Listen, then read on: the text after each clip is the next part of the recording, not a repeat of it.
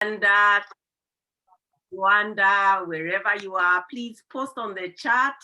Let us know where you're logging in from. Yeah, and as we are just posting on the chat, let me start us off with a word of prayer. Father, thank you so much for this morning. We just want to commit this morning's meeting into your hands. We thank you for each and every person that has joined this meeting and even those that are yet to join. We pray that you would just bless us with your presence and your wisdom. Thank you for I pray in Jesus' name. Karibuni sana, welcome. Yeah, do we have a poll to start us off? Yes. George, if you could put the poll up. Yeah, we are asking you to fill out a poll which will be posted by our admin.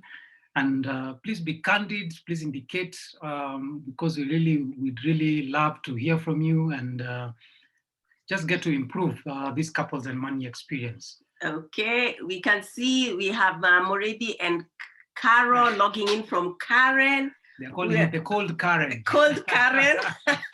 It can't be colder than Kiambu. We have somebody logging in from Addis. Did you see that? Yeah, Addis. Oh, wow. Well, welcome. Was that Kinuthia? Somebody? Yeah, and then we have the Sijenis also logging in from Zambezi. It always sounds like it's out of this country, which is in Kiambu County, and that's East Africa and the world. The Milky Way, the universe, and the metaverse. I like that. Hey, the Ngaruyas from Lukenya. Welcome, Daktari. Good to see you guys. Then we also have Richard Dambuki logging in from Katani. Kisiokas from Katani. Karibu sana. And Mr. Karaoke from Raptor Square, Westlands. You're really making it sound like it's another universe. We have Jeremiah Nyaga logging in from Kampala. Shoki Saya. Where is that? Nzolas. That is Shoki Mau. And then we also have Alice logging in from Kitengela. And Wekesa logging in from Bungoma. It's warm and sunny.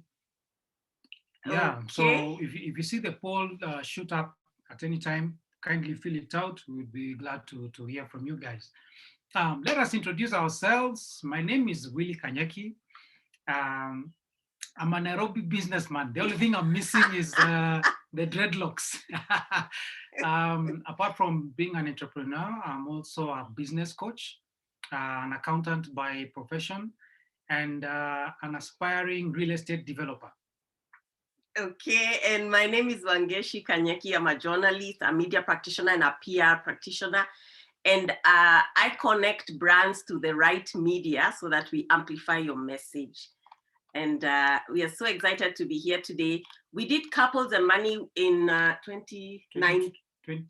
February 2020. February 2020, and it really changed our lives. We even moved house, story for another day.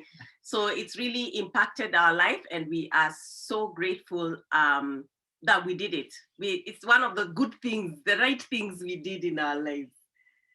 Yeah. Yeah, so Jenny will describe a bit about what Couples and Money is for those of us who have never done it. So it's a 10-week course. Yeah, so Couples and Money is a 10-week course, and it helps you to navigate through your finances, teaches you your money personality, and it's a fantastic course, and it will help you to manage your resources together. The good thing about Couples and Money, and for us especially, is that it gave us vocabulary to have joint conversations. As he has said, he's an accountant. So I was in a different world of words, while he was in the world of numbers. And we just did not have common vocabulary. So Couples and Money gave us a common vocabulary. And it's a 10-week course where you have a video lesson and then a group discussion that will help to explain the lessons in a small group setting. Yeah, so the topics covered include your money personality, how to defeat debt, creating a family mission, creating an intentional money journey, and building passive income, teaching your kids about money, and so on. So it's not just a class, but a meeting, mentoring experience, and each of your facilitators is also walking through the journey. Our expectation that will work, our expectation is that we'll work together to ensure every couple is creating wealth that doesn't harm them, but instead helps them make a difference. So the poll has come up. We would kindly request you to fill it out and would really appreciate your feedback. Okay. Right.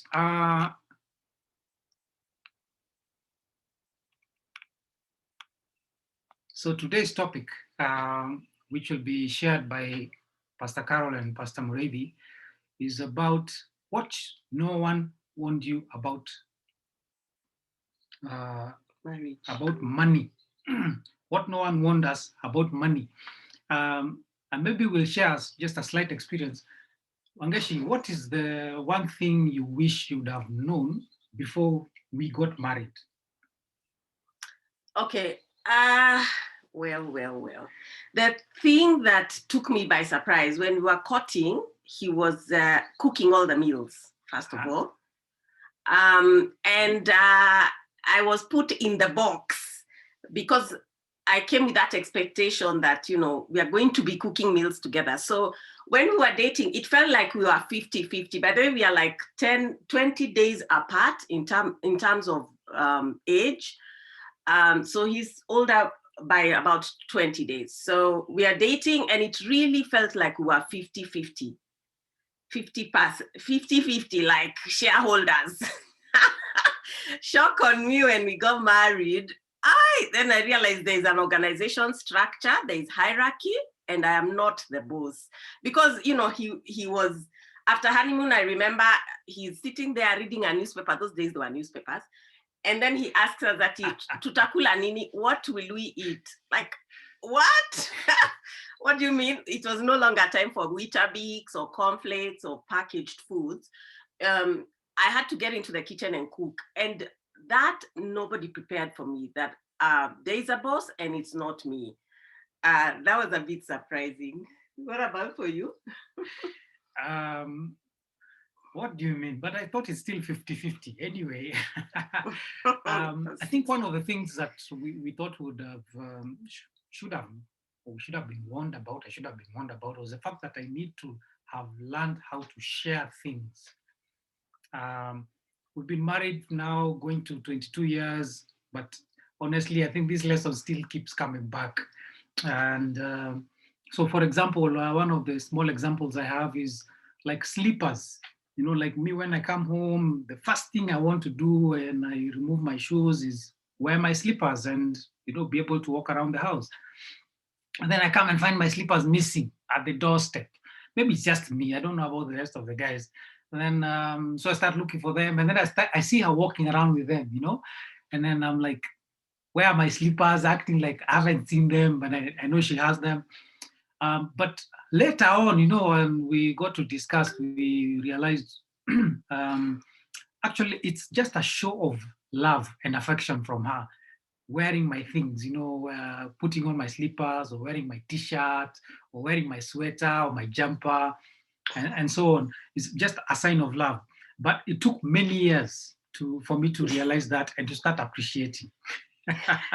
Yeah, it was a sign of affection to wear his sweater and, you know, and his shirt, and it had a scent of his cologne. But he didn't like that. He likes his clothes left to himself. So, I mean, that was surprising. But another trend that we are noticing, that was then, but now what we are also noticing in this day and age is that marriage is not just about the two of you. You kind of get into marriage and think everybody else, this is none of their business. This is our marriage. But the status of your marriage, the healthiness of your marriage is a concern to the community. When it's not working, it really hurts the community. So whether you're separating or divorcing, it's really not only about you. There are other people who are getting affected. There are teens watching who are declaring, I will never get married because these two, their marriage didn't work. So it becomes a priority that it is important to keep your marriage healthy and to prioritize building it, and because it influences the community, and having a healthy marriage will help us to build a strong, productive nation. So I want to thank everybody who's logged in today. We are about 73 gadgets, because this is investing in your marriage. It's not time wasted, it's investing in your marriage. Because what you invest in, what you sow into your marriage will grow and will bear fruit in your marriage.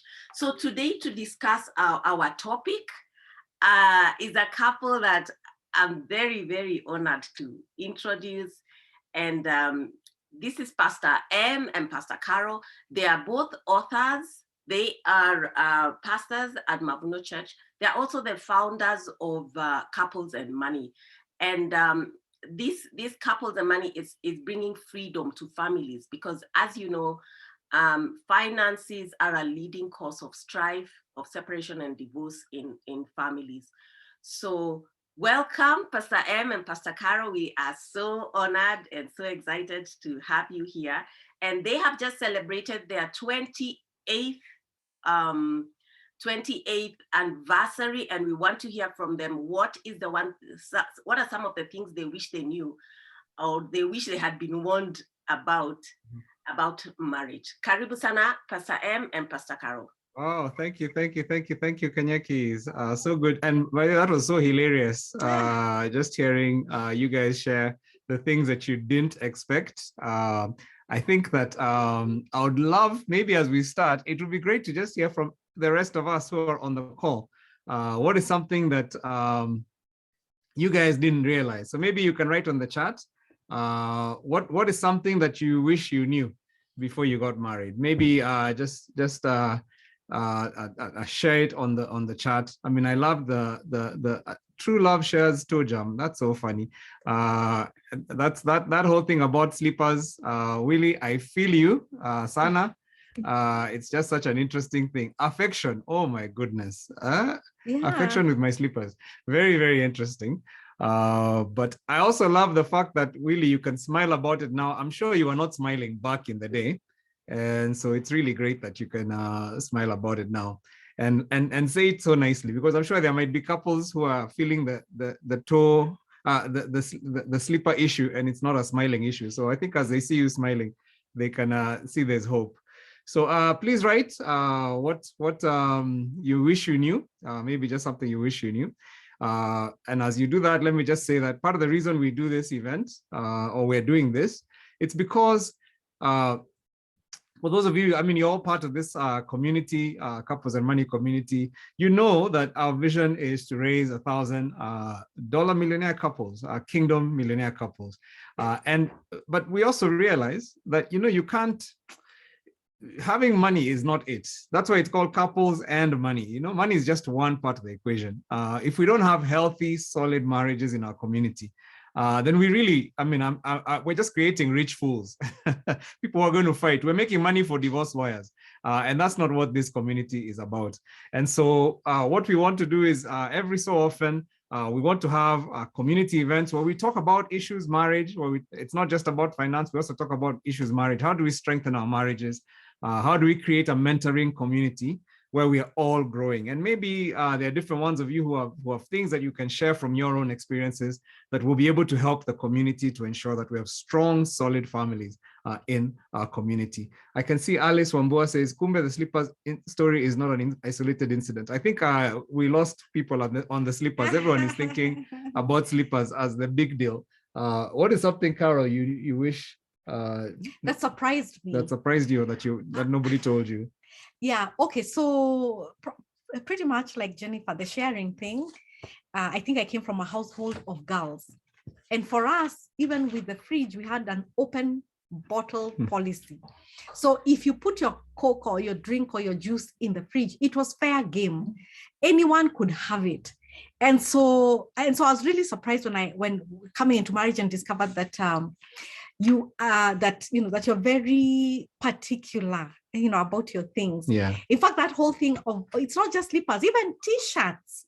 you know, going somewhere for a sleepover. I mean, I'm like, yeah, for sure, I can borrow your t-shirt. I don't have to necessarily carry my nightie, you know, that kind of a thing.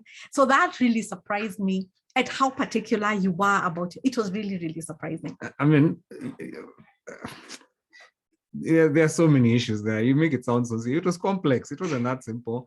That t-shirt you want to sleep in is my like A t-shirt. Yeah, he has a category. He has A, B, C. I know D some of you might feel me. You know, you have Really? clothes What that is are that? A, the one that A, you B, show C, up D. with when you're doing rock. a huge event. You're going for a music concert somewhere. You've got your nice t-shirt. And then that's the one she's like, oh, I didn't bring a shirt. Can I borrow your shirt and sleep in it? You're like, no, that's not for sleeping in. That's my A shirt. Like, let's drive out and go look for t-shirts in the shop. How do you travel without shirts? Your so nightie? I can see Edith say sharing is definitely a big deal. Understanding different backgrounds is the other. Yeah, I guess that whole thing about understanding each other's different backgrounds. Yeah. What was it for you? I think there are many things, of course. I don't know, maybe one for me I'd say that was surprising that nobody told me is I feel like in marriage, in dating, there was a lot of, we spent a lot of intense time, but then there was also time where I went home and I had space. Then we get married and we're in each other's space all the time. And I remember I couldn't hack that. I thought I'm going to go crazy. And I think you liked the space. Yeah. You were like, can we hang out? And I'm like, but we were just together. And I remember just even feeling that you wanted to come into my, if I can remember, I used to take a day off. You wanted to come and hang out with me on my day. I'm like, really? Give me space. He was feeling strangled. I was feeling strangled. He's feeling this girl is strangling. I was at that time. And it was so funny because I just kept feeling that I just didn't have space for myself. I remember even just talking about even little conversations. I'd say I want a house where I can have a study and have my space. And I remember you knock. And I remember you'd be so aghast. You'd feel like I don't love you anymore. Why are you saying such things? It felt like rejection at the time. And so I think that for every one of us, there are probably stuff. And maybe some of you guys have been married for so long you don't remember. I can see guys are blank maybe. Or maybe some of the issues are so emotive you don't even want to write it because right now you're wishing you knew what you know right now. Or you knew this morning before you get married. Dorcas says, being hugged all the time and holding hands. Public displays of affection.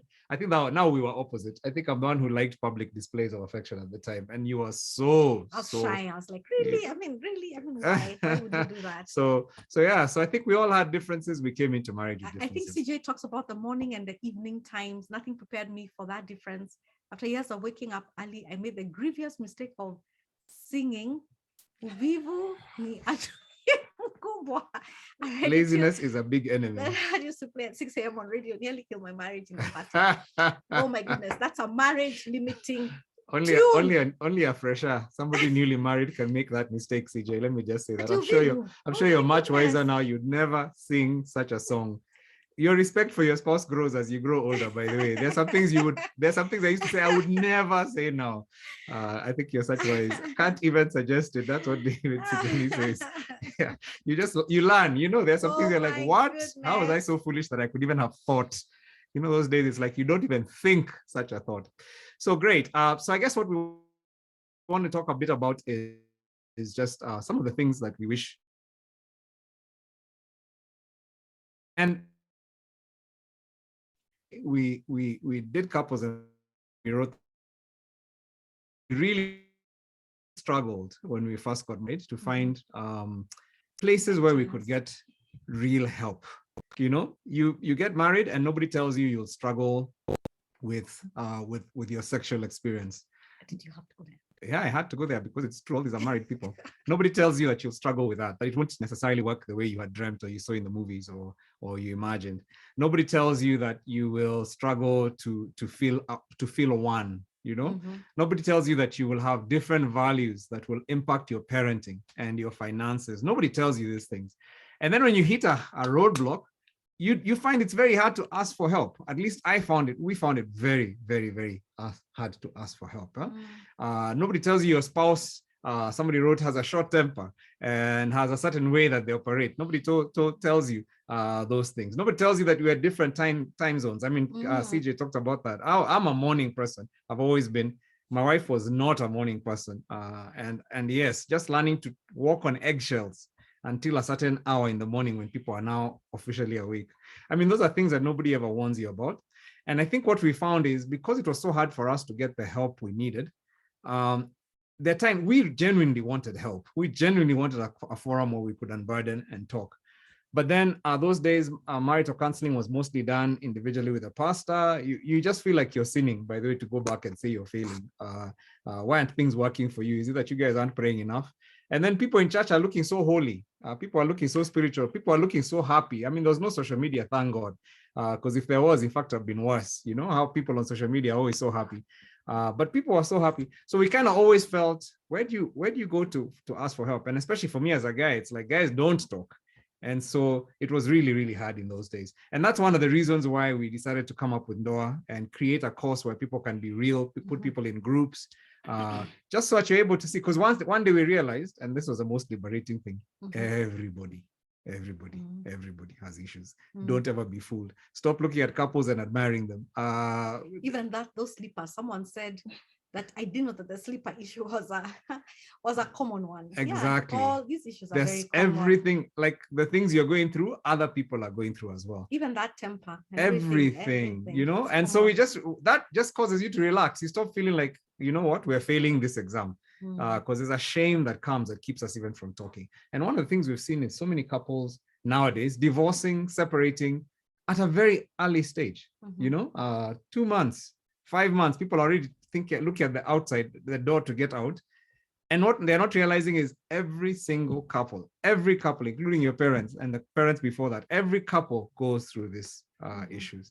And so I think that this things we're talking about, it was really helpful for us. And so what we made a commitment is we said we'll always share with others. We'll always share with others.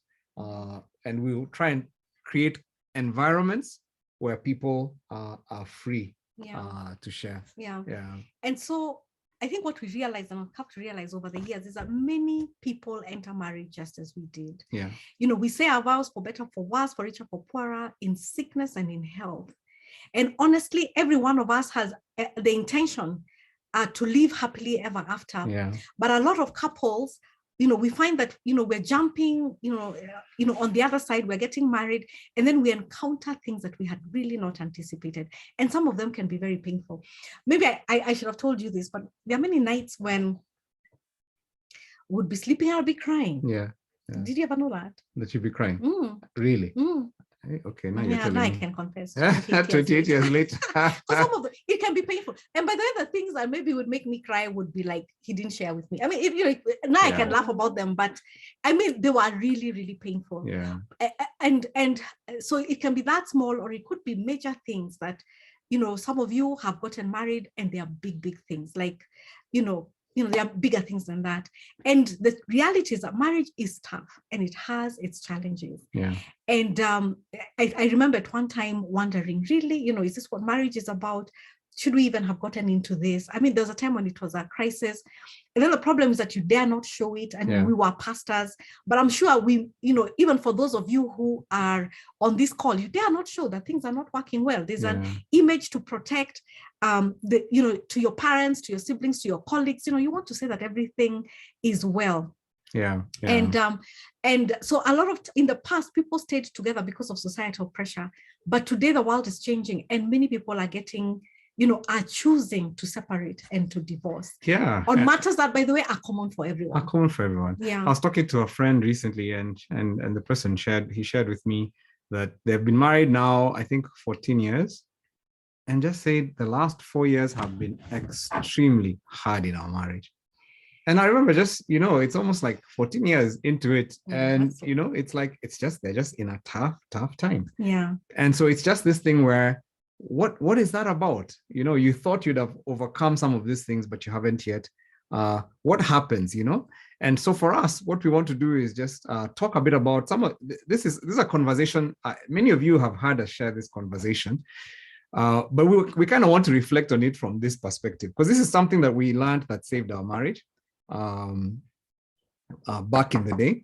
And we've shared it before, but it's interesting because at every season of our life, now we've been married 28 years, and we can reflect on it even differently with a little more insight, just because of where we are right now. So I think what we want to share with you is just some very basic information or help, stuff that was helpful. But then as we share, we're going to also be just sharing where we are right now and what we're learning right now. So I guess one of the things that we learned is that saved us. And I remember we've shared the story about in our 50th year of marriage, we're in such a hard place. And then what really saved us at the time is Carol was studying psychology. I really thank God for that. And I was studying theology at the time, but she was very passionate about counseling. And so any counseling class, even in the theology class I was doing, whenever there was a counseling class, she'd sign up for it. And so I ended up kind of studying from the window. You know how somebody's she's talking about what she's learning, and you can see it's really changing her. And so I got fascinated. And so I also started taking a few of the classes with her. And then you now ended up doing a degree in psychology. And then now I really did study from the window. It's like whatever you're studying, I'd even be looking at your books, you'd be sharing some of the things you're learning. And I think those things really inputted into it. We started learning things that people our age did not know, and people where we came from did not know.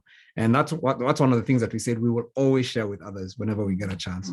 And so, I mean, the biggest thing that we learned at that time, we learned many big things, but one of the big things we learned was the stages of marriage. And many of you have heard us talk about the 4 stages of marriage: the dream stage, the drama stage, the discovery stage, and the dream stage. Are we in dream yet, baby? No, not dream. Sorry, depth stage. Depth stage, yes.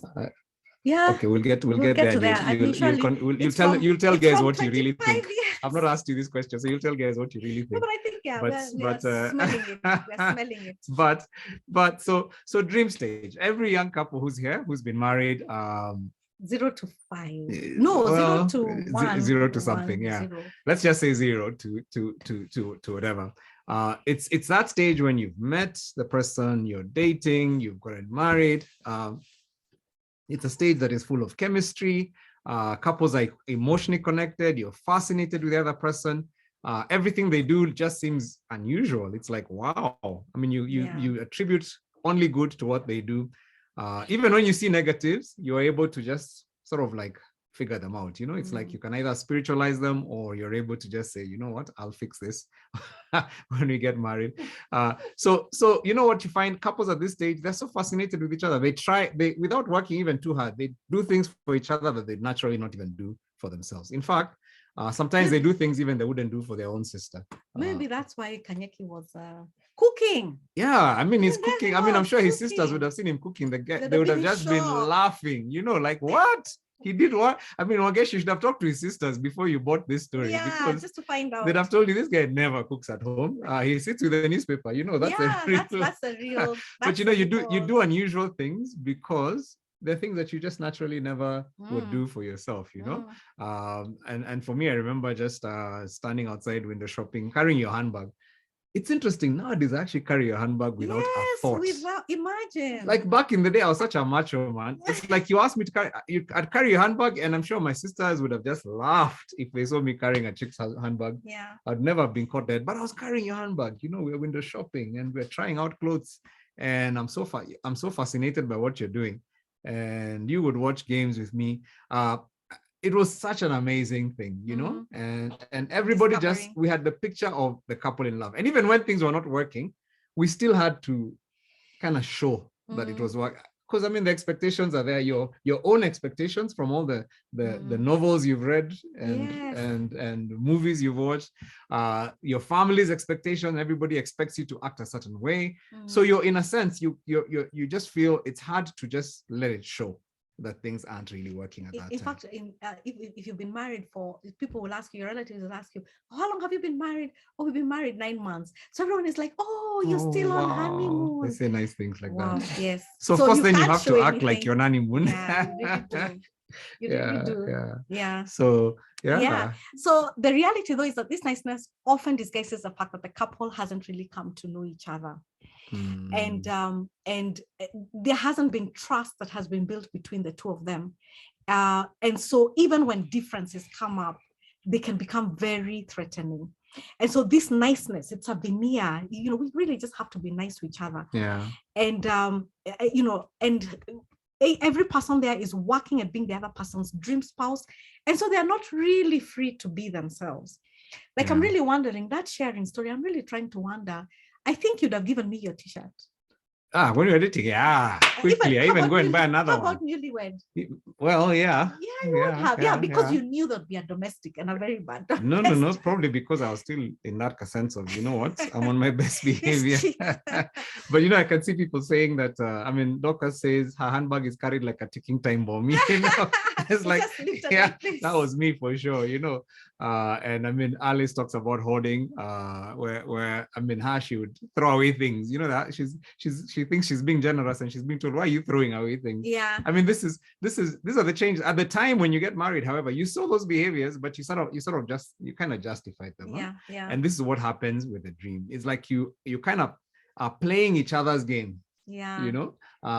And it's very interesting.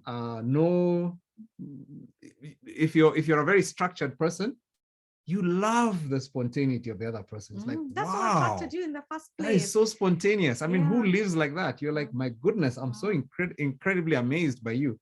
Yeah, like you said, you liked my depth. Yeah, the person is so quiet and you're thinking, what a depth, like, what is she thinking?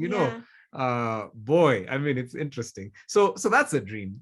That's a dream that every couple gets into. And I'm sure maybe there's still a few couples here. And let me just say, the dream it's a great stage. It's a good stage. I think God allowed Adam to fall into that dream, into sleep, so that he could give him a wife. I always say, if people knew exactly what marriage had in store for them, many people in the world would still be single. So I think God has, in his mercy, allowed us to dream, so that we are not realistic, because there's work that goes into making a good marriage. And if we knew all that work, we might decide to be selfish and live for ourselves.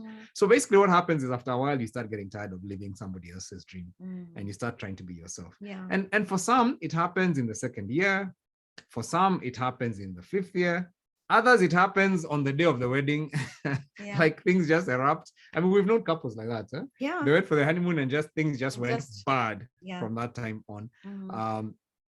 But it's different for most couples. For most couples, it's around the year 2 stage that it begins to wear out. Within year 1, really. That we begin, that's some of the niceness. You start getting tired of, and you start finding yourself just disagreeing a lot more.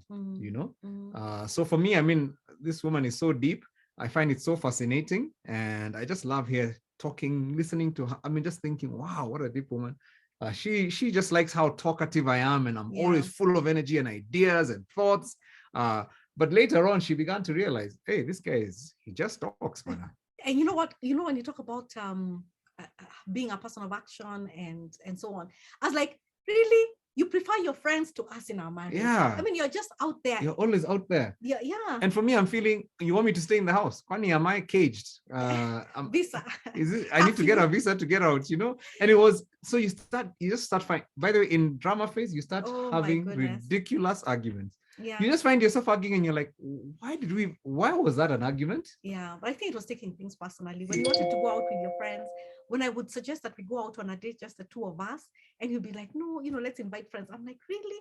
Isn't this supposed to be a romantic night out? Isn't this supposed to be a date? And for me, how do you invite friends for a date? And for me, I'm like, really? I want to bond with my friends. Imagine that. Life is about friendship. It's about energy. Yeah. So I took it personally. So she's taking it personally. Now I'm feeling frustrated because now I'm just even not looking forward to those dates. Her idea of a date is we sit in a restaurant and just look into each other's eyes and just talk. Yeah. And for me, I'm just like, you're draining me. Yeah. I need life. There's too much depth.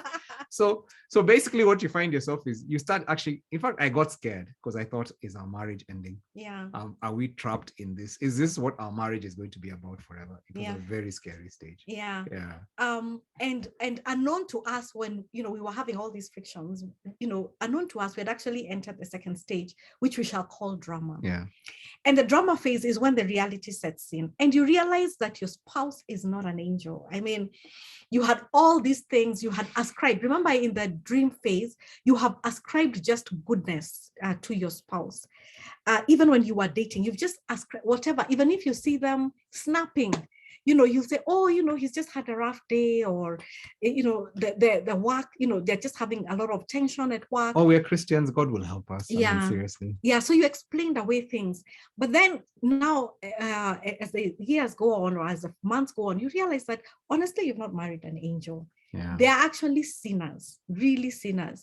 And you realize, there are issues that come up, and there's work, and there are babies, and there are deadlines, and and in essence, life just comes in, things just come in, work, deadlines, and with all this, then you have more opportunities for disappointments and arguments. Yeah.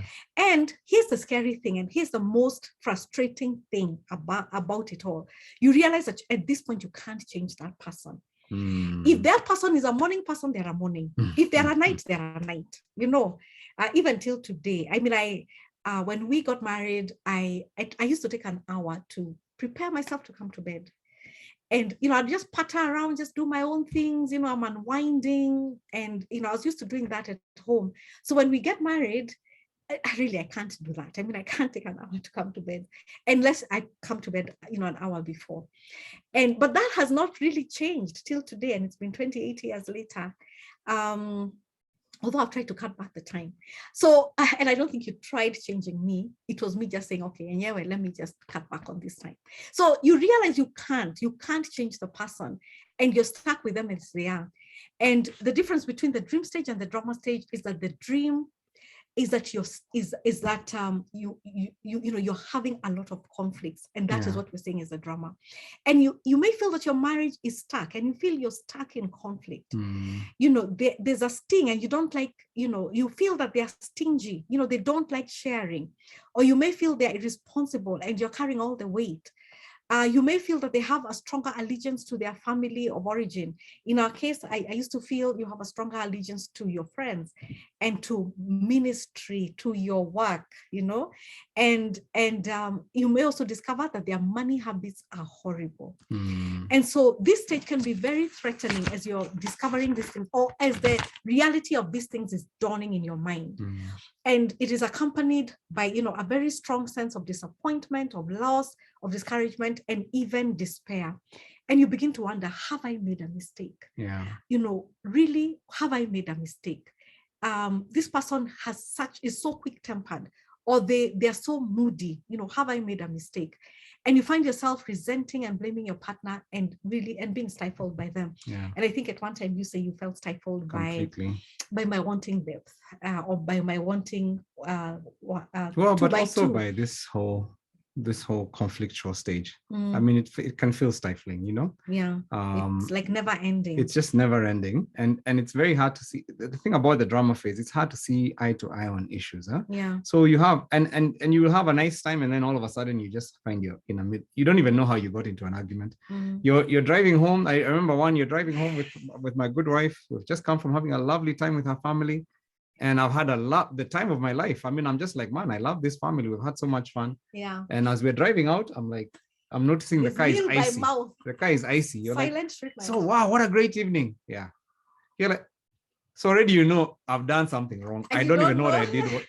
She's so snappy. Then eventually it comes out. You spend the whole time talking to my sister. We don't do that. Yeah, you talk to everyone. You talk to everybody in the family. That's a rule in their family. Now, nobody bothered to write the rules to show me here are the 10 commandments when you enter the house. But now that I'm part of the family, I'm supposed to know when I come to their family, you don't just sit with one person. With everyone. You socialize. Now, it has become a domestic. And we're going home and we even talk. By the time we're even entering bed, we're annoyed at each other. And it came out of being friendly to her sister. You're racking your head trying to think, what in the world have I gotten myself into, And this is what happens at this point. You just find, when you look back later, you're going to laugh at these issues, by the way. You will actually laugh at the things that make you annoyed with your spouse today. And I can guarantee that. But, oh my goodness, at the time, it's not a laughing matter. No, it's not a laughing matter. And this is the stage where couples, either they stay together, they may choose to live together, to stay together, or leave each other. But if they choose to stay together, then they put up walls of defense between them. You've had this hope. You've opened your heart. You have thought about this person in a certain way. Yeah. And they have hurt you. And so you put up walls. Yeah. And for those who decide to separate and divorce and go their separate ways, they say that they have irreconcilable differences. And what we tell every couple is that, of course, you do have irreconcilable differences. You didn't grow up in the same house. And even if you did, you're not the same person, you know. I mean, even if you're to think about your family, your brothers and sisters, you're different from any one of them. And so that when you're getting married, of course, you're going to have those differences. Even twins, you know, still have those differences. And so here's what we realized. You will get disappointed with each other. You will fail one another. There'll be times when the last thing you want to do is to talk to one another. And this happens to everyone. Now, you show me a couple who's been married 10 years and have never faced a season of disillusionment. And I can probably show you a couple who relate on the surface and don't know each other. And indeed, we saw this happening with our friends where they could not, I don't think their marriage could sustain disagreement or could sustain conflict. It just could not. It just did not have maybe the trust or the depth or even the understanding that disappointment it happens because we are sinful people. Yeah. So, yeah. So, I mean, and I think what we're saying is drama is not a bad thing. Huh? If you get stuck in dream, that's a scary thing. Madheri say, then they don't even remember dream. I think it's because they're dated for so long. Madheri, it's just that you're old. You went through it. You just don't remember it. I mean, let me just say, even to get married, you'd not have gotten married unless you had a dream. If you really were in drama and you got married, I mean, that would be crazy. You'd probably be very realistic at that point. So marriage is what, it's like God closes your eyes, even if for a few minutes, just to help you think we can make it work. We have what it takes. Actually, you don't. And drama shows you don't. So the thing that drama does, number one, it's the only way you'll ever get to know your spouse. So for those of you who are going through this drama place, I think what that gave us is a perspective of that disagreement. It's a way to know the other person, because when they came into the marriage, they were my dream. They were not really a real person. I married my dream. But now I'm beginning to understand, oh my goodness, this is who you are. And then the second thing is marriage is the way God uses, it's a tool God uses to refine us. It's a tool for sanctification. Somebody once said, God gave you marriage to make you holy, not to make you happy. And happiness is a byproduct of that holiness, you know. And so it's just one of those things when you begin to understand God will use this uncomfortable stage to bring to surface your issues, because you're so focused looking at your spouse. But it's your issues that God is working on in this phase as well.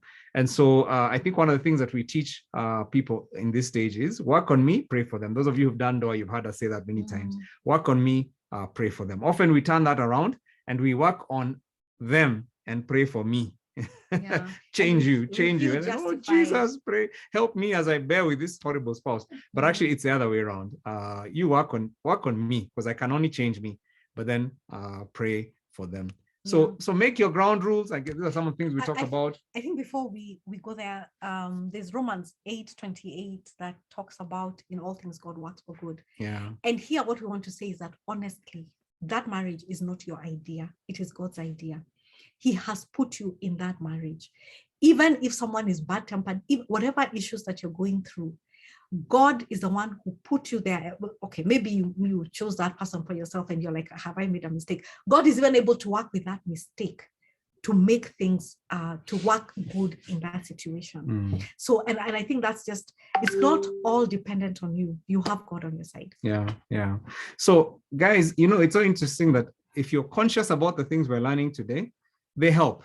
Because if some of you have even facilitated DOA, I've seen people who facilitated DOA and then they forget these things. Huh? And so sometimes it's good to even have a reminder that, my goodness, there's a holiness God is working in. Because sometimes we can get stuck and say, that's who I am. Like, you know, I've always had a short temper. You should know that. Yeah. But you know what? God is actually using marriage to slow you, to change you, to work on you. And so when you start focusing on you as opposed to the other person, and then again, set rules. We always teach this in DOA, set rules for conflict. If discover what makes the other person uncomfortable, so that you can actually set some rules that actually work. I mean, we set our own rules. We did, yeah. We said things like never raise your voice. That was one of the things we had to say. That was our rule. We had to be, we said be specific. I think we're going to write them down as we go through them. So the first one was never raise your voice, your voices, because for me, I was like, I can't hear you when you raise your voice. It's too threatening. It's too threatening for me. I really can't hear what you're saying. So never raise your voice. And then the other one was like, be specific. Don't exaggerate. Don't say you always or you never. And I think for me, that was from me. I was the kind of person who would say you never and you always. And for you, you're like, really? You mean I always and I never? It felt so judgmental and so, I don't know, so damning. Yeah. Postpone conversations to an agreed on time. If somebody is like, I found that I process very fast and I want to finish the conversation now. For Carol, she wants to postpone things. So we had to agree. Yes, sometimes it's too heated to continue. So let's have a language that can say, let's pause, but then agree on when to re-engage after that. Yeah. And yeah, we agreed. Anyway, the other one was never threaten the other one with loss of intimacy or divorce. In other words, meal by mouth is not really encouraged. Yeah. But never threaten, I don't know. And we used to say that conflict is up here, it doesn't interfere with intimacy in any way. So that was a tough one. But yes, that was one of our ground rules. Yeah, don't hit below the belt. Don't say things are calculated to hurt the other person. It's very easy to use words that are hurtful that you can't take back. Yeah. Okay. Then the last one, but not the least, we said don't discuss these issues with others, especially your family members, unless you have mutually agreed to seek for help from your family. And that's because with your family members, of course, they're going to take sides. Of course, you're their angel. And it's easy to demonize your spouse in the eyes of your family. And so like you talk to a friend who you have agreed with, mutually have agreed with together, and but don't discuss with your family. It never works. So these were our rules, and basically what we encourage couples is form your rules, form the things that will help you to succeed. Now, basically what we're saying is you find every couple, and most of the couples on this call, you've been through some of these stages, so you know what we're talking about. Some of you you've processed this even, and my prayer is many of you are even beginning to enter your discovery stage, because discovery is what comes next. And this is what encouraged us, by the way, when you're in the middle of our drama, that there's hope, because the discovery stage is when you finally let go. Drama is actually characterized by you trying to change your spouse. And as much as you've had this content and you know it, you will still continue to try and change them. That's why conflict will come up. The reason you get irritated, it's because you're trying to change them. It's because you don't like them as they are. You've not accepted them as they are. As much as you think you do. And funny enough, we learned this in our year 5. Yes. But we still continued as much as we knew.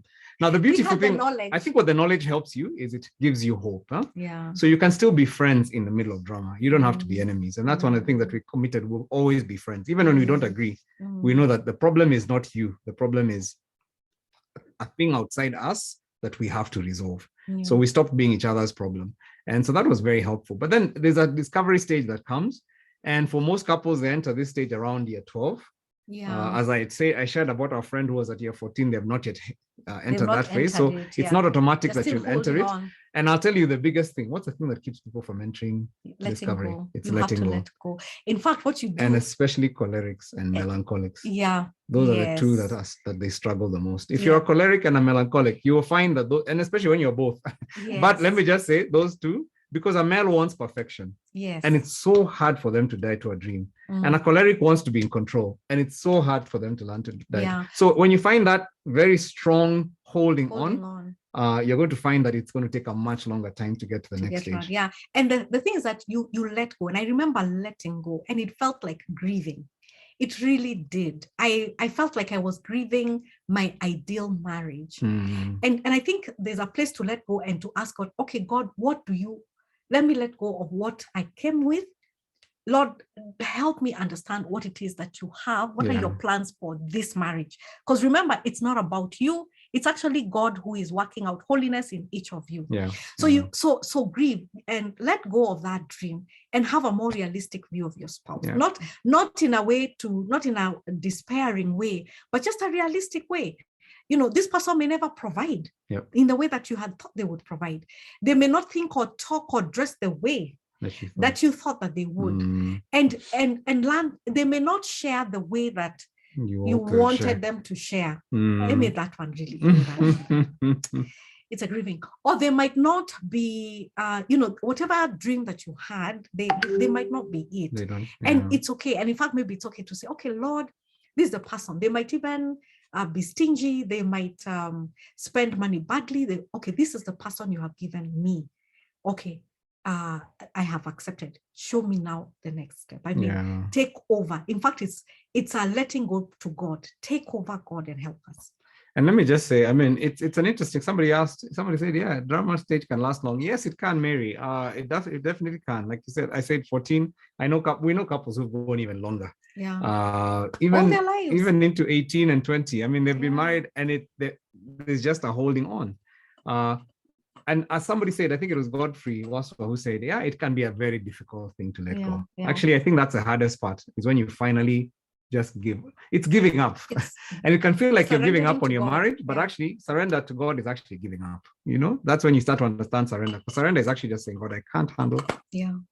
You handle, and yet to surrender without giving up, to actually surrender and say, I'll be here. Yeah. And I'll hold on and I will love this person regardless. Yeah. And I'm not going to try and reshape them and make things work for me. I think it's a giving up to to God who is able to make all things good. But you see, it sounds really good. But for somebody who's there, it's I know it felt like death. It's giving up. You see, what happens is you give up and then hope comes. A chance of, hey, I can really change this guy, or I can see an opportunity, and you just find your old habits take over. And I think what happens by the time you get to discovery, I think you're so beaten down, you're like, okay. I don't even want to have hope. I just surrender this thing to God, and I accept what God has for me. And guess what happens? You just find conflict just dies down. You find yourselves in a very amicable place in your life, isn't it? Yeah, you do. And especially when you do it to God, then God begins to work, in that marriage. Yeah. It is, and you honestly, as we're saying, you give it up to God. Give it up to God. And that's why I was like Romans 8:28, where it says God works out good in all things for those who love him. Then that's something to hold on to as you're surrendering that marriage. Somebody asked, can we Shadela says, we were at 6, can a couple be a discovery and then recur to drama? Now let me just say this: if you find yourself recurring, it means you never really were there, because you can be in dream and then you find yourself, you think you're in drama, then you go back to dream. So you're still in dream phase, you're just now beginning to experience a little bit of drama. Then you can be in drama and you start feeling like you're in discovery, but you find you're going back. You're getting back into those seasons of drama again. And basically what's happening is you're starting the journey out of drama, but you're still in it. It's maybe not as intense as when you started, but you're still in that stage. I remember I was in so much denial. Every time I'd teach this thing, I'd be like, by year 8, people should be out of this. Then we'd get to year 8 and then we'd change it to most couples by year 10. When you got to year 10, you're still 12, then you realize, actually, 13, no, this is not actually, but what we have found now that we're far back past it, 28 years, we found that about year 12 is when many couples start feeling that real relief, consistent relief of I'm out. I remember year 6, I was like, we must be in discovery now. Shock on us. So it's and discovery is there's still some risks though. It sounds like a good stage because you're no longer internally focused. You're much more externally focused. So you're no longer now always it's about the other person and their misery and how they're causing you to be miserable. But now you have attention because you're no longer in conflict. You have a lot of attention on other things. You can turn your attention to other things. But a danger can come. A danger can come in. You can become now. This is the time that people really go, into their careers or their children. You can become career focused or even child focused. And the reality is that these are the coping ways these are ways of coping just because of the heat. It's like, okay, I've surrendered this thing or I've given up on it. And so you become outward focused and focus on children or career or whatever else that there is to focus on, or friends or that kind of a thing. And so it's very possible for you to be two independent people. We give the illustration of 2 cars in a garage. You're running parallel lives, and this is very comfortable. It's a comfortable stage because you're like, hey, You do you. And we're let not me do fighting, me. We so are not it's easy. fighting, so let's just keep status quo. We're friends. We are friends, you know. Mm. Yeah, these are the things that were causing us drama. Let's just steer clear of those topics and we'll be fine. But it's possible to start off that way, but then to gradually separate, gradually lose touch, gradually lose that connection. And when people separate and divorce at this stage, they'll usually say, oh, we are friends. It was an amicable divorce. Amicable divorce. So whereas the ones who divorce in stage 2, it's full of conflict and so on. By this stage 3 of discovery, then the separation it's very amicable. We're still friends. Yeah. And we're good. Yeah. And we are good staying apart. And maybe that's why they talk about what are those divorces, amicable divorces that are also No good. fault. And they say that they're good for the children, but I'm like, why? No, I don't know that children ever enjoy. No divorce is ever. It's never good for the children. Yeah. Yeah. So I think one of the things that we tell couples in this discovery is this is when you actually need to structure time together. You see, in drama, sometimes you structure time because your marriage depends on it.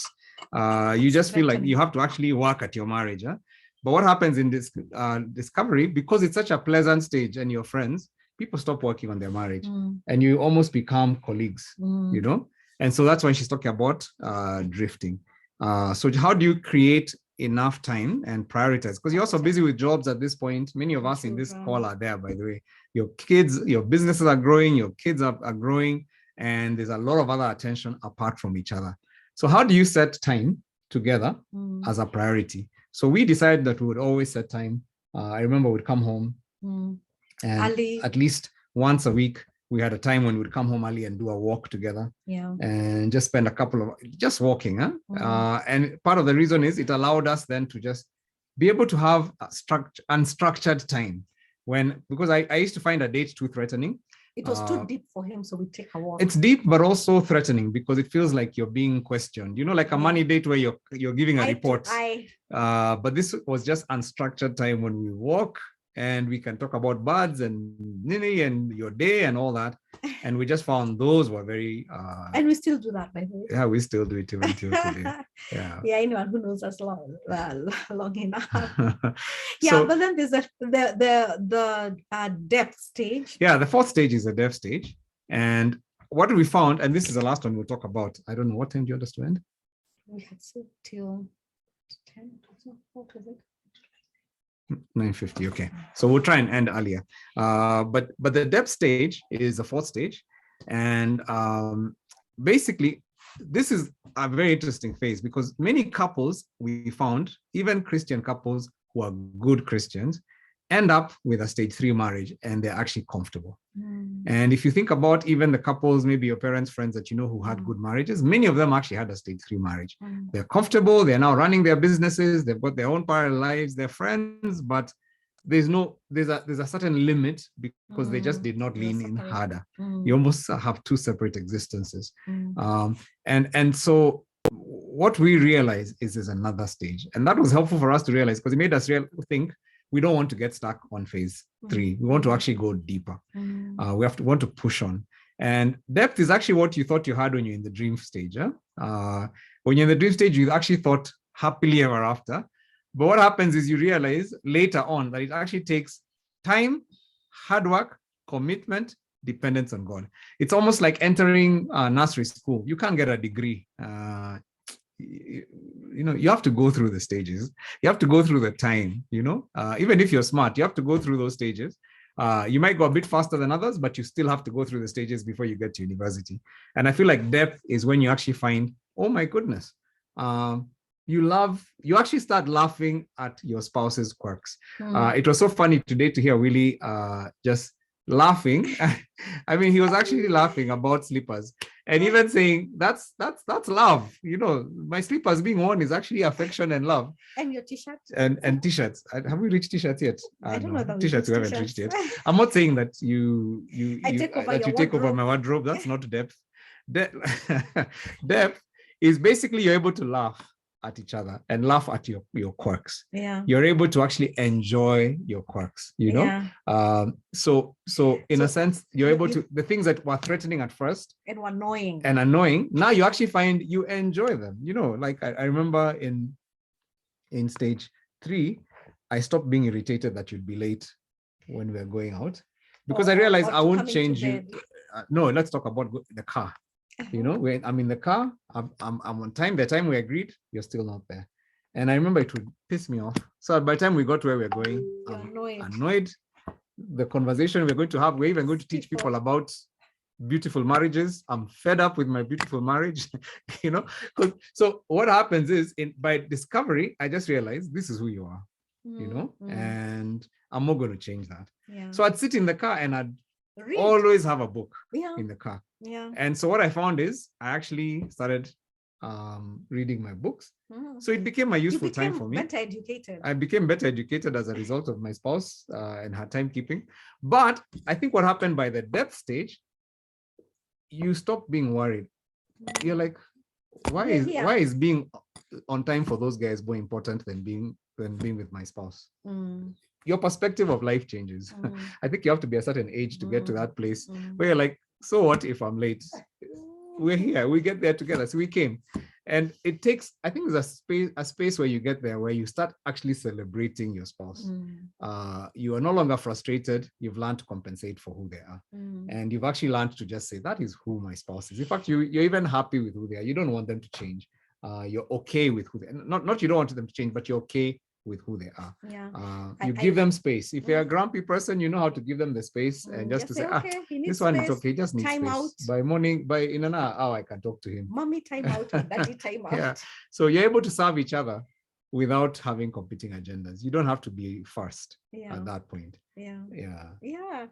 So I think those were the stages of perspective change. I feel like it's interesting because we went through even I remember just the relief of the discovery stage. But I feel like what depth, and I wouldn't say we are in depth, but I'd say the things that and I think one of the things about depth is you laugh a lot more. You enjoy each other a lot more. You're not in a hurry to you value the relationship. You value the other person a lot more. You actually begin. I remember when telling some people at some point recently that, you know, for me, I need my wife. And I say, and they were like, remember when I told her? Yeah, you said, and I said, not a romantic actually, that is not a romantic statement at all. I've just come to understand in my life would be very hard without this woman. And I've just come to appreciate, you know, completely. And it's not a romantic thing, it's a reality, you know. And so I think very few people get to depth because they don't get time. I mean, we know people who are married, even relatives, who, because they build patterns of separation in their life, they got so used to doing their things separately. But even now when they're older, and now we're talking about people in their 60s, 70s, where they don't even know how to stay in the same house anymore. So the guy is always out visiting, living in a different town or doing his farm. She's always out doing her thing because they haven't even learned how to spend time together. So just being relaxed about each other, learning to actually enjoy that relationship, being vulnerable, because that's another thing that happens at this stage. You're able to be vulnerable, and that's okay, you know, because you're not hiding. You've seen your spouse at your worst. You've probably at this stage even gone through illness and had to support. I remember just seeing some, like our parents, dad looking after mom when she was ill and cleaning her and like looking after, and you're looking at the guy and you're thinking, my goodness, you know, it's a different level of vulnerability, because it's like, I can't handle myself. I need you to help me. And those are the experiences that begin to build the kind of intimacy that God actually created us for. But it takes time and it takes faith. And it takes commitment that we're not giving up, we're not getting stuck, we're not settling in our marriage. We're actually pushing forward. It takes also helping others, because for those of you who have been door facilitators or couples and money facilitators, you know your marriage has only improved as you've poured into other people. I think that's one of the things that for me has been such a keen thing over the years. Yeah, even doing this together today, for doing example, talks like this. I mean, I'm like, actually, it's so true. There's some quirks that you have that I kind of need to, you know, accept. Oh, like what? And love. How are you going to say it? Well, it was on video. Yeah, Like I what? mean, even for me, I guess I'm also like that. Even my kids Yes. ask me when I have my quiet time. But yeah, I mean, you can get a bit grumpy. I can get grumpy. It's Yeah. true, but I think okay, yeah, maybe I shouldn't say that's how I am. God is change. God will change me in Jesus' name. I can get grumpy. I know. Yeah. So can you, by the way. Yeah. Yeah. Actually, the other day the kids did ask you. They asked me, "Mommy, have you had your quiet did you have your time?" quiet time? She came down and just With fire like a from general. the bedroom, telling them, "Wake up!" You know, all those backing out those. And so but it was so gracious that they asked me, "Mommy, did you have a good quiet time this?"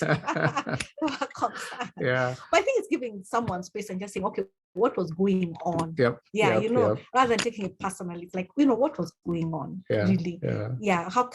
How can we, you know, what can I do? How can I pray for you? This is the one I have. I can see Kingangi, our good friend Kingangi, saying, I learned to relax about leaving the house, time of leaving the house, watch a movie or read. Yeah, there's so much time to get educated when your spouse has a different time zone from yours. Yeah. I also like I don't know if it's Roro or CJ who has said, I think I need to learn to have me time, take time out for me. Yeah, I feel that one. so. Yeah. At this stage, it's so good to realize you can actually take some time off. Like the other day, I had a me date. I think the kids couldn't understand. I went to the mall, went to Art Cafe, and just it was beautiful. I take retreats. I go and just take 2 days away from the family and just pray and lock in a guest house somewhere. Retreat. And it's so refreshing. So just learning to do some of those things. So guys, what we're saying is God wants you to have a great marriage. You don't have to compare with other people. Your journey is different from but every single one of us is called to have a good friendship and a great marriage. Yeah. And at the end of the day, I mean, if some of you hung out with older people, we hang out with a lot of older people. I think one of the things that we've realized is when your prestige has gone, nobody remembers that you ran a big company. Nobody. That's where my dad is, isn't he? He was a distinguished gentleman back in the day in the Kenyatta government and the Moi government. I mean, he was a head of broadcasting for Kenya. You know. The guy was on speed dial with the president. He had an official limousine that picked him up. He was a big shot. But today, if you see that guy, he does not look like a big shot. I mean, he's just an old man in his 80s. And he just looks like any other old man, you know? Nobody salutes him. He's not a VIP in that sense. I help him, by the way. There are things that he needs. Those days, he used to be the Mr. Fix-It. Nowadays, he tells me, do you know somebody who can get me this? And I'm like, yeah, I got you. Like your power will actually pass. Your prestige at work will go. Your government, your business thingy will go. What will remain is actually that relationship with your spouse. Your kids will leave, but the thing that will remain is that relationship with your spouse. And so, guys, I think one of the reasons we wanted to really share this talk today is to say, come on, guys, we can work at this. I think God wants us in this community to have fantastic marriages, and it's not about it's not about being perfect. It's about knowing that there's hope, and what we have to just do is keep working at it. And just being able to say, if others can make it, so can we. I think that's a beautiful thing about having mentors. If others can make it, so can we. So we encourage you, even as you're having your coaching times, for those of you who are facilitators, meeting with your network leaders, learning to be vulnerable, learning to be able to ask for help. I think that's one of the things we learned, isn't it? We learned to ask for help. It wasn't easy. Yeah, honestly, we do not have what it takes to run a good marriage to get just the two of us. We really do need help. Yeah. And that's a first place, I think, to even growing in your marriage. Just you need help. I remember one time with our very good friends, we're having a domestic in our stage 2. I mean, really serious. It was a bad one. You know how you can tell this is World War III starting? Yeah, it's going to go. It wasn't a normal one. This one was going to go south, and it was an issue that was so sore for both of us. Yeah. So and I remember we were shopping at Uchumi those days. It was Uchumi. It was in Ngong Road. I still remember so well exactly where we were. I was pushing the trolley, and I remember the feeling when I said, could we just ask for help with this one? I felt so mature. Let's call our friends. Let's call our friend. And we picked the phone and we called, I think it was Pastor Janet and team, some really good friends, and said, can you guys come home just now, please? We need you. And I think they know us enough to just know, okay, this one is not a small thing. So they stopped what they were doing. We met them at home. We bought some things. We made tea by the time they got there. And then we just told them, we just need to talk through this issue with someone listening. Yeah, we need a referee. Yeah. And Carol shared. We have been married how long? Maybe 7 years. 7, 8 at that time, maybe even 8. Yeah. And I remember just saying, we need a referee. We just need someone to listen to us as we talk. Mm. And Carol presented her side completely with no interruptions from me because I had to be nice. I couldn't roll my eyes. I couldn't roll my eyes. I couldn't hold my hands like this. Yeah. And then when she was done, they asked me, okay, Muriithi, share your side. I shared my story, completely poured out my heart. She had to be civil. And the funny thing is, by the time we finished, they didn't even tell us what to do. Yeah. Just the fact that we had someone to help us listen, actively listen to each other, had solved the problem, and we were able to deal with that issue. So that was very, very helpful. James says those who opt out divorce at any stage don't realize in any new relationship you will start over from stage one. That's it. That is the craziest thing. You find a new wife, you go back to nursery. Imagine. Oh God, why wouldn't? In fact, that's the thing I used to think about when we discovered this. Huh? You've been 8, 9 years, 10 years married. Yeah. And you're thinking, I want to go back to nursery with a young girl. Yes. And start all over again. Why would I want that to one do might that? have more attitude. You know, what are they normally called? What do you call that too? Not level 2, but no, they're not level 2. They're just model 2. You're just going to go backwards, you know? It's crazy. And so I think we want to just say thank you so much for listening to us and hand over back to Kanyekis. I don't know if people have questions or just comments they want to make. Maybe Kanyekis, you can take us into that space. But also maybe just to say from our end, guys, I think if there's one thing I'd like to say is facilitate the couples and money opportunity to facilitate. Don't do it for couples and money. Do it for you. Don't do it for even other couples. Yes, you'll bless other couples, but do it for you. Make it a commitment and actually prioritize, because whenever you facilitate, you'll be surprised. Your marriage always goes to the next level and the next level. You always find that you're able to deal with issues just by helping others. It's such a crazy way. It helps you just be able to move to the next level. We're 28 years old. Our prayer is that one day we're going to be holding each other and we'll be old and we'll be exchanging glasses. By the way, I've always had 20/20 vision. Now I need glasses. So maybe I'll be just saying, baby, can I borrow your 2 glasses? And maybe we'll even be exchanging teeth. I just say, your teeth are better than mine. Let me just... No, that one I will share. Let me tell you for free. Depth, you know. So, but you know, we look forward to just loving each other even when we're old, you know. And that's the thing that I believe that God has for every couple in this community. So God bless you. Over to you, Willie and Wangeshi. Okay. Awesome. Wow. Thank you so much. I feel you on that one, Pastor M, of sitting in the car. Also developed my... He has a book on Sundays. You know, I greet like the whole church. Like I'll take a long time greeting everybody and counseling outside the church. And it was like that when you got married, I'm sure. So for us, Wangeshi, what has changed is when we got married, I'm the one who greeted the whole church. Today it's changed. She greets the whole church. I'm in the car. So weird things begin to happen as you grow, as you grow older and stay together for years. So a time is coming when you're the one who will need the book, is what I'm saying. I'll take note of that.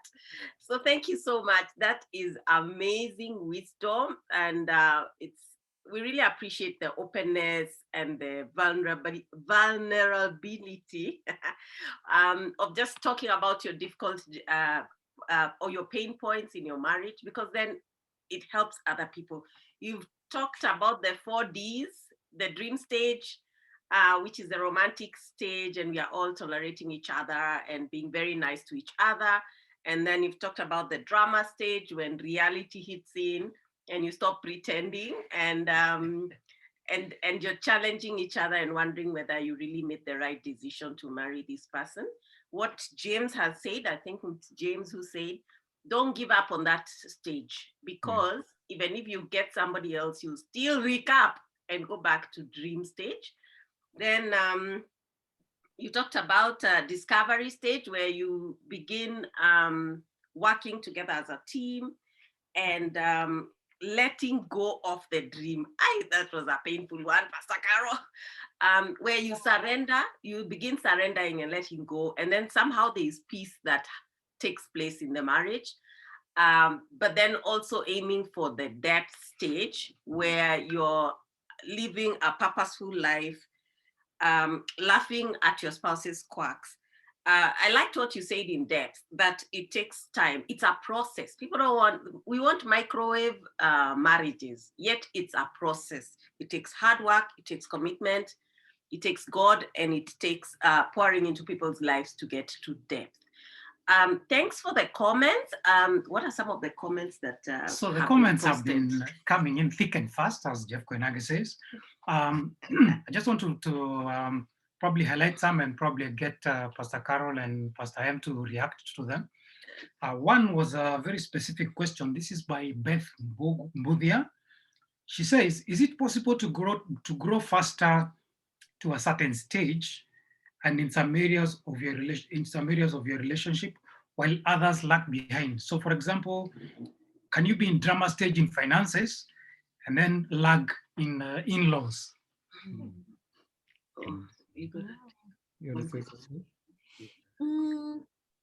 I think if we're to talk about the stages and the psychological things that are happening in the stages for drama. So for dream, when we talk about living your dream, it's like we're being nice to each other and we're accommodating each other. But in drama, we're trying to change each other. So we're not saying that you're going to experience conflicts in all aspects when you're in that drama phase. But the key thing that is happening over there is that there's lack of acceptance of the other person. And so the person would be, so if it was Beth, it would be in the best person position to say, have I accepted, or am I still trying to change with this issue, whatever it is? Is a struggle there, a lack of understanding of one another, trying to still change the other person, not being able to see each other's views? Because then in the discovery, I think there's a reality. You enter into that reality of this is the way this person is. They are poor in handling their money. They really are. Of course, there are things that you can do. You can do a course to help you mitigate that.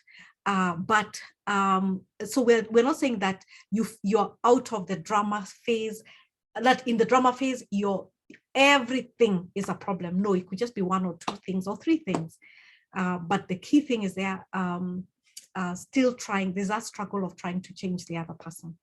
Yeah, I think so. And yeah, I think you're going to find that you will get past the stage of threat, because I think the biggest thing that happens in drama is that there's a threat.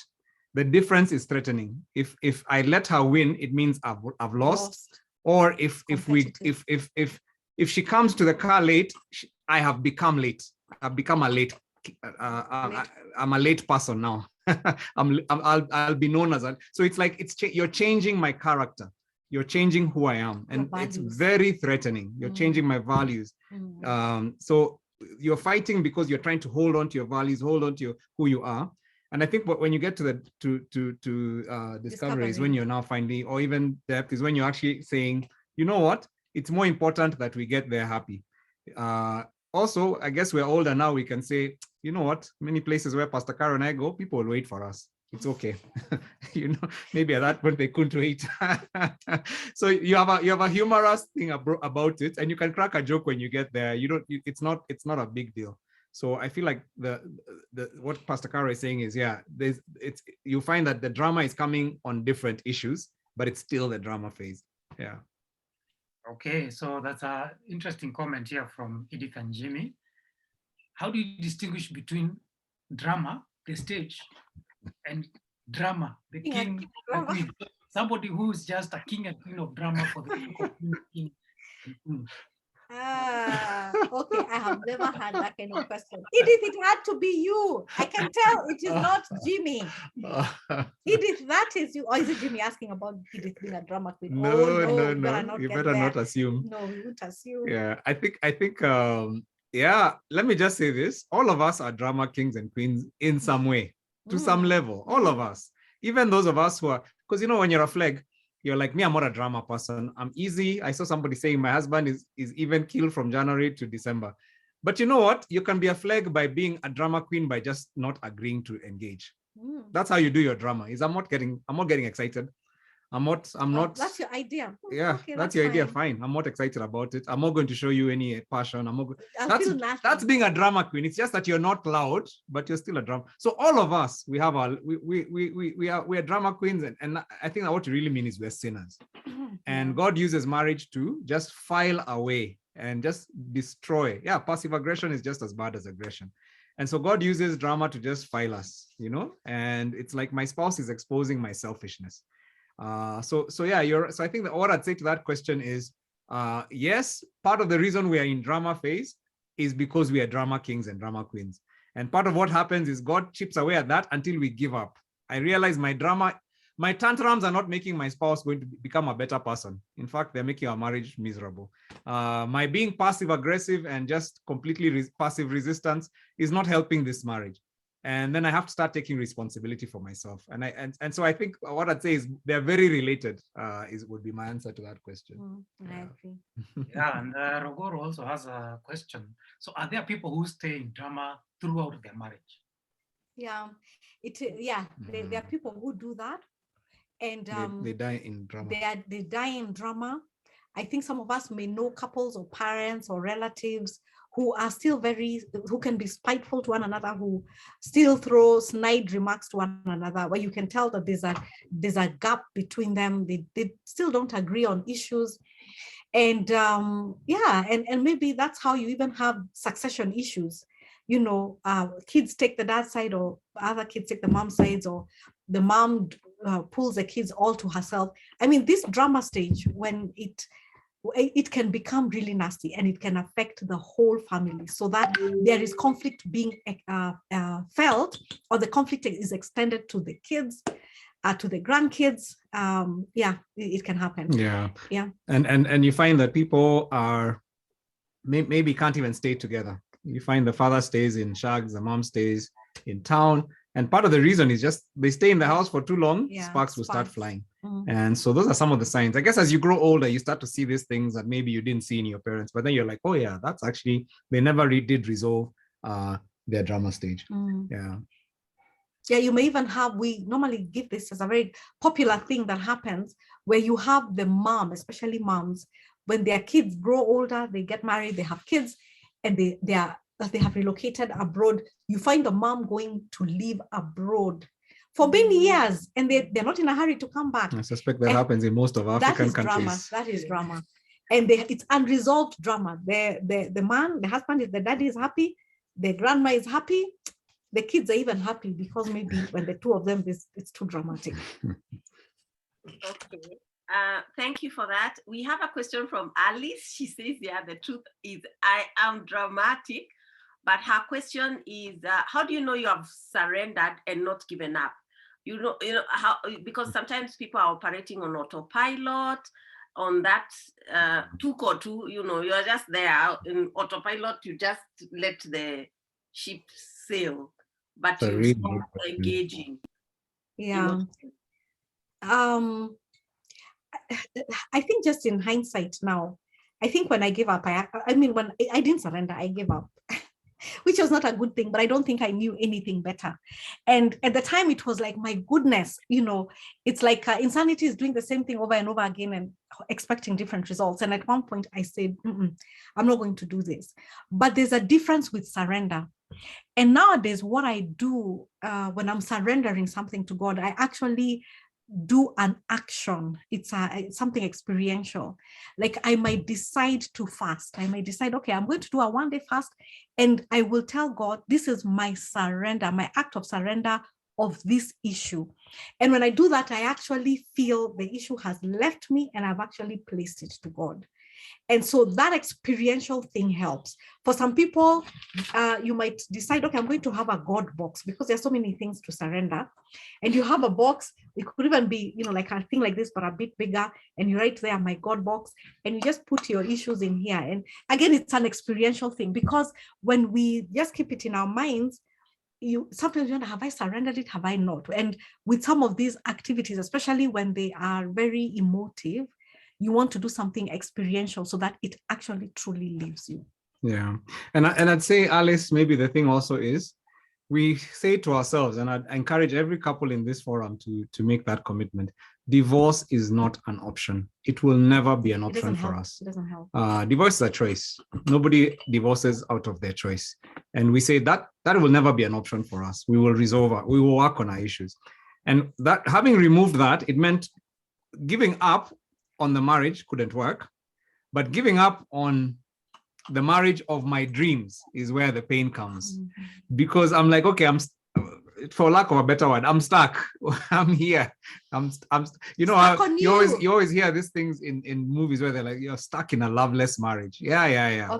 Forget that. All of us are stuck in loveless marriages because it takes God's love to enter this marriage for it to actually change. None of us has the love to love somebody throughout their lives. And so just getting to the place where you actually give up, it feels like it's a very small difference. When you say what's the difference between surrendering and giving up, it feels it's a narrow shelf. Very narrow, yeah. Because even when you're surrendering, what you're really saying is, Lord, I give up.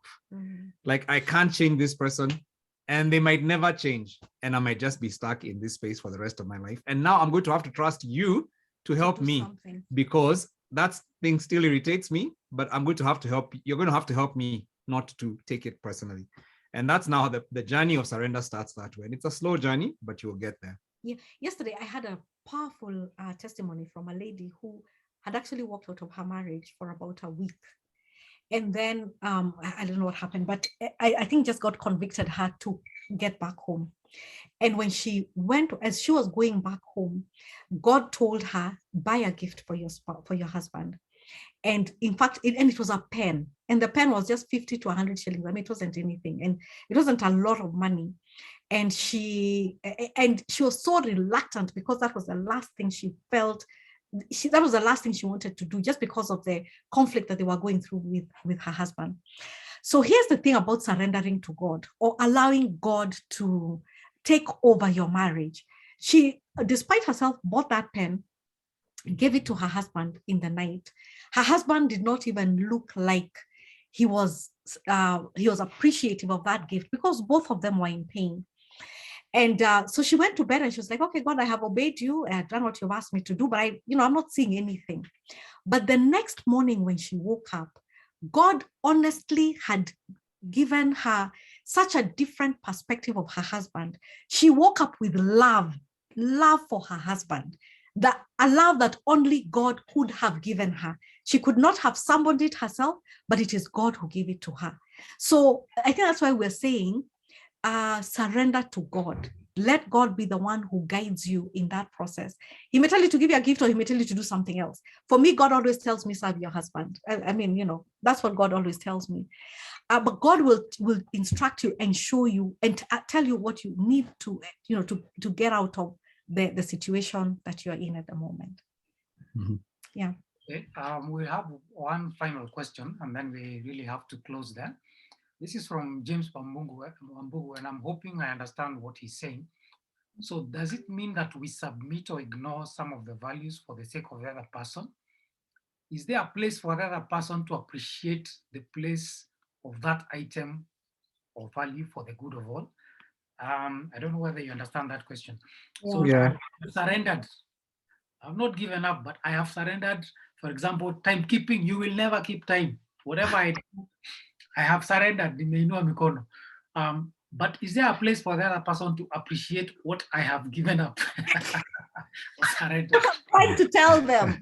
You know what I'd say, James? The fact that you asked that question, you're still working on them, and you're praying for you, because you're still feeling they should appreciate this value. There's a place for them to appreciate. That just tells me I haven't surrendered, because I'm still seeing what they need to do. And yes, timekeeping is good for them, but I'm not their God. And I'm not their parent. That's the other thing we need to understand in marriage. I'm not your parent. I'm not here to parent you, because sometimes we enter into parental roles with each other, and it's extremely irritating when your spouse tries to be your parent. And so just understanding timekeeping is a great value, and I will pray for them that the Lord will convict them about it, because it will help them grow. Done. Now, for me, I know that as far as it concerns to me, when it's me alone, I will always be on time. When I'm going somewhere with my wife, we may not make it, or maybe what I can try and do is figure out what are some things I can do to serve her. Is it that she needs the kids cared for before we leave? So I can talk with her and just see, let me try and become part of the solution, as opposed to becoming part of the problem where I'm sitting in the car, maybe even hooting, you know, that will not help our mood when we get there. So I think surrender is being able to say, yes, you will never be me. You have different values from me. Maybe I think that timekeeping is next to godliness, and yet I'm a stingy person. And for her, she looks at timekeeping and she doesn't have it, but she's generous and the Lord blesses that. Why am I thinking my value is what everybody needs? So I think there's a humility that will come when I let go. And I just begin to realize, yes, I have my strengths and I bring these to the marriage. And hopefully I can now start seeing how I can help the family be on time by maybe I'm the one who wakes up and feeds the babies and burps them while I'm giving you time to shower. You know, so how do we not move? Because I think the minute I'm thinking about you need to appreciate this value, I'm also closing my eyes. You know, Jesus talks about the plank in the eye. The plank in the eye versus the forest, Speck. you know, the speck versus the maybe I'm looking at the time value that you need to be having, and I'm not seeing the other values that are missing in me that you have. So I think that just allows us to be able to be humble and to be able to say, God, it is you who will change her. Yes, it's a value she needs. I pray for her, Lord. Let her become a timekeeper in Jesus' name. But in the meantime, Lord, what are my issues? Let me work on my issues. And maybe while I'm in the car sitting waiting for her, that's a good time for me to be praying about what the things that God wants me to change in my own life. So yeah. Awesome. Thank you very much for that. There's somebody who has a very burning question and says you must have this as the last one. So how do you become the best friends after 20 years of marriage? Wow. Oh wow. I don't happen? know whether we are going to manage, because how do you become best friends? I think it's a process, and it is just that, first of all, just understanding just the stages that we've talked to and leaning forward even when you feel that that's the last thing that you want to do. Yeah. Like the lady who was talking about, the last thing she wanted to do was to give her husband a gift, but leaning into that. So it's leaning in even when you do not feel like it. When you're in drama, still leaning in, not punching below the belt, not being cruel, not being unkind. When you're going through that conflictual stage, when you move on to the discovery stage, much as you prefer doing things alone and doing me time, understanding that, you know what, if I don't build an us time, we're going to inevitably, just go our own ways. So it's just that whole thing of praying and leaning forward at every stage. Yeah. And I think also I'll say, for me, fight for your marriage. I think that's what I'd say. For me, when I got this knowledge in our 5th year, I made a determination that we would go to stage 4. We would become best friends. And it wasn't easy because we still had a lot of ways to go. But I think one of the things I've done over my life is I've fought for time with Carol. She can tell you that. He has, I thank God. When we were in our 8th year of marriage, we tried to do a business together. She fired me. I've talked about that in Couples and Money. We were not ready. We didn't have the maturity to work in the same company. But later on, years passed, and I was able to have an opportunity to have her come and work at Mavuno. And I remember even then, she threatened to resign several times in those early days. But I fought for her, and I said, I want us to spend time together. I want us to be in the same space. I bent over backwards. I mean, it was quite a challenge. That's we can talk about that, maybe another conversation about how it is when you work together. But I fought for us to spend time together, and I really believe that you will sow what you reap. So my thought is, even at the 20 years plus stage, there's still time for you to say, we will become friends. Me, I'm going to work for this thing. And so what does that mean? It says we have proximity. So we don't have 2 cars, and it's very deliberate. We want to actually drive to work and have to depend on each other and slow each other down to depend on one another. I try to make sure we are in church together, and we do as much as we can. We do ministry together. We take those walks together, even till today. And it's just a determination of we have to be friends. Me, I fight for it personally. And I want to encourage every man on this call, but also every woman. Let's make a decision to fight for our friendship. Yeah. Okay. Awesome. Thank you very much, Pastor Carol and Pastor M, for your presentation today. And I'm sure all of us have really been blessed. I want to just invite you to pray for us, and then Wangeshi will close. Okay. Maybe I could swap a little just so that we pray for us to fight for our marriages. You know, we don't hear that enough of that. We pray just that we fight. But as you just get into the prayer mode, we want to say that we will be having other events like these ones. This has been fantastic, and it's like a fireside chat where you dig in and get help for our situation. So thank you so much. Every first Saturday, we will be having such forums. So we'd like to invite you to join in, invite your friends as well for these sessions, because then people get help. You don't need to walk alone. If you can put a post, a WhatsApp contact there that you can subscribe to, you will be able to get the event alerts. We also have the season, Couples and Money season, starting at the end of May. You'll be able, that's on 26th May, you'll be able to get the alerts of future events. So please subscribe to that number right there, Passit has posted. And let's recap on what we have learned today. Fight for your marriage. Don't give up at drama stage. Maybe we have people here who are giving up, who have thrown in the towel, like, I can't do this. We just want to pray for strength and to carry on, and that they will begin to see the fruits of their labor. So over to you, the pastors, if you can just pray for the marriages as we come to an end. Absolutely. And it's a joy for us to pray for this community. The Couples and Money community is very close to our hearts. And our prayer is that every single one of you is going to become a marriage that will bless families, will bless nations, will bless churches. And so we're really excited about the community that God is building through this Couples and Money Forum. So. Okay, let's pray. In fact, the next session we're going to have is actually called a silent treatment. And it's going to be done by one of us, Pastor Emmanuel Gashanja, who's an amazing, who is, that's his profession. He's a professional counselor. So he's going to be taking us through that first Saturday on the silent treatment. So we hope to see you there. So let's pray. Father, we're thankful for this day. Thank you for this time. Even as we come to the end of this session, we recognize that people are at different stages in their marriages. There are those ones for whom that is a very painful topic, a very painful and personal topic, just because of the issues that they are facing. I'm sure there's someone here who's saying, you do not know my situation. Mine is really, really difficult. And I just want to pray for these people and to pray for your grace. I thank you, Lord, yesterday just a testimony I had of that lady who you intervened in her marriage as she sought to honor you and to obey you. And as she sought to, and even as she sought to ask you, what to do. And I'm praying, Father, for anyone and everyone who has been here. Father, I just release that grace, your grace, and wisdom to even know what to do. I just ask for a releasing of supernatural love for our spouses, the love that bears all things, the love that overlooks mistakes, a love that prays for the other person.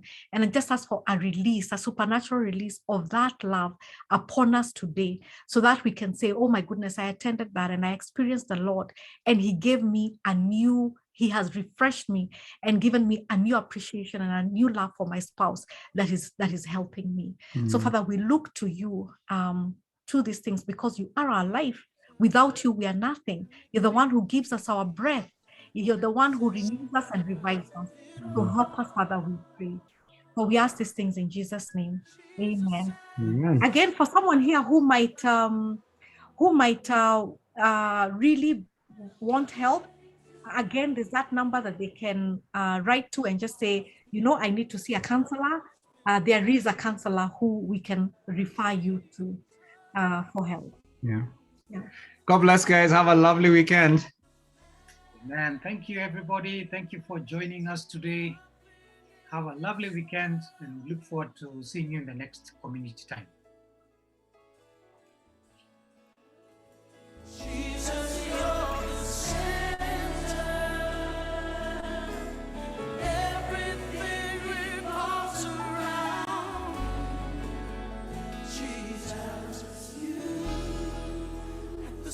center of it all. The center of it all. Can you pray these words? Jesus be the center. Jesus be the center of my life. Jesus be the center of my life. Beginning to the From beginning to the end, it will always be. It's always been you, Jesus. Oh, Jesus. say Nothing else matters. Nothing in this world.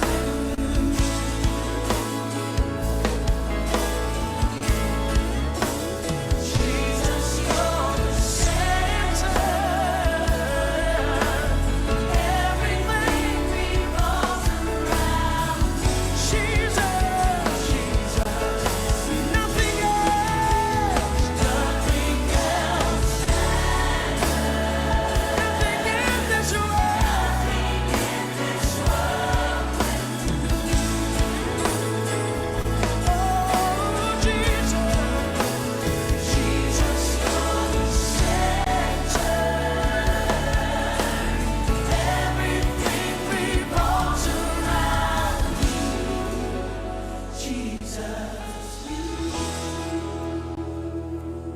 from my heart to the heavens, Jesus be the center. It's all about you. Yes, it's all about you. Say, from my heart to the heavens, Jesus be the center. church, all about you.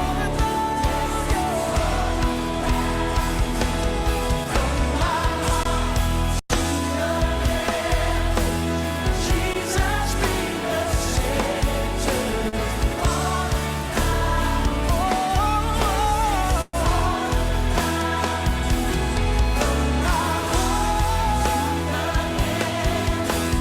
Jesus be the center. It's all about you.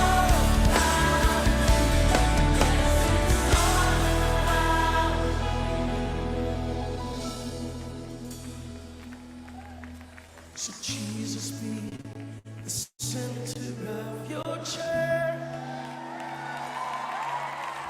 Jesus be the center of your church. And every knee will bow, and every tongue shall confess you